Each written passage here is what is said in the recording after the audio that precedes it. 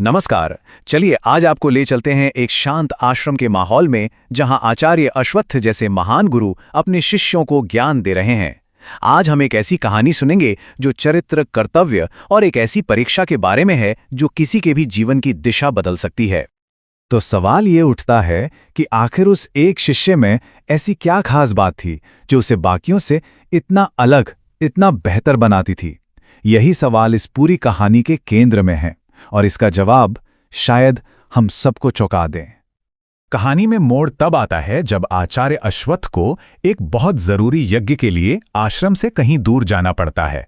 अब उनकी गैर मौजूदगी में सवाल ये खड़ा हो गया कि आश्रम का काम कौन संभालेगा। और यहीं पर गुरुजी एक ऐसा फैसला लेते हैं जिससे सब हैरान रह जाते हैं। वो आश्रम की पूरी जिम्मेदारी एक युवा राजकुमार वार्क्षी को दे देते हैं। अब ये एक ऐसा फैसला था जो बाकी छात्रों को बिल्कुल भी पसंद नहीं आया। गुरु के इसी फैसले से कहानी में असली टकराव की शुरुआत होती है। दूसरे शिष्यों के मन में शक और नाराजगी के बीज पनपने लगते हैं। उन छात्रों को लगा कि गुरुजी तो बस भेदभाव कर रहे हैं। उन्हें लगा कि वार्षी को ये जिम्मेदारी सिर्फ इसलिए मिली क्योंकि वो एक राजकुमार है। उनके मन में ये बात घर कर गई कि उनकी अपनी काबिलियत को नजरअंदाज किया जा रहा है। यहाँ पर दो बहुत अलग अलग नजरिए हमें देखने को मिलते हैं।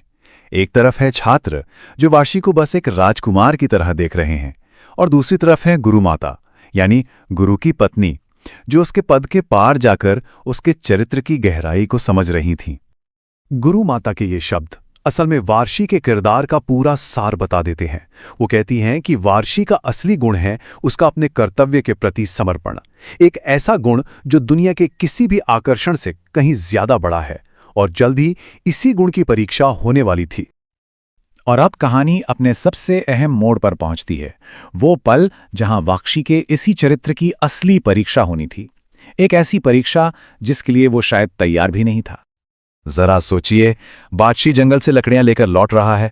कड़ी मेहनत की वजह से उसके चेहरे पर एक अलग ही तेज है, और ठीक उसी वक्त आचार्य की बेटी वेदवती की नजर उस पर पड़ती है और वो बस उसे देखती रह जाती है। अब वेदवती सीधे सीधे अपनी बात नहीं कहती, वो बड़े शायराना अंदाज में वार्षी के पास जाकर पूछती है।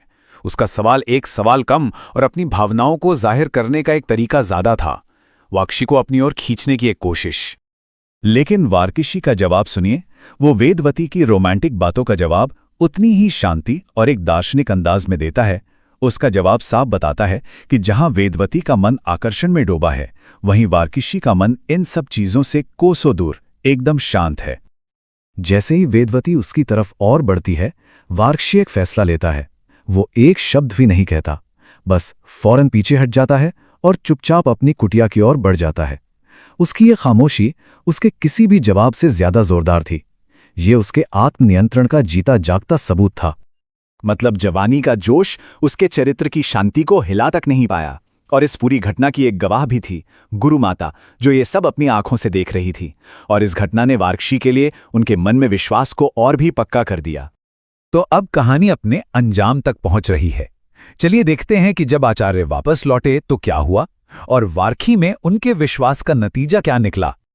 जब गुरु माता ने आचार्य को पूरी घटना बताई तो उन्होंने जो कहा वो इस पूरी कहानी का निचोड़ है। उनके शब्द न सिर्फ वार्षी में उनके भरोसे को सही साबित करते हैं, बल्कि महानता की परिभाषा भी बताते हैं कि असली बड़प्पन प्रलोभन से दूर भागने में नहीं, बल्कि उसके बीच रहकर भी अपने कर्तव्य पर टिके रहने में है।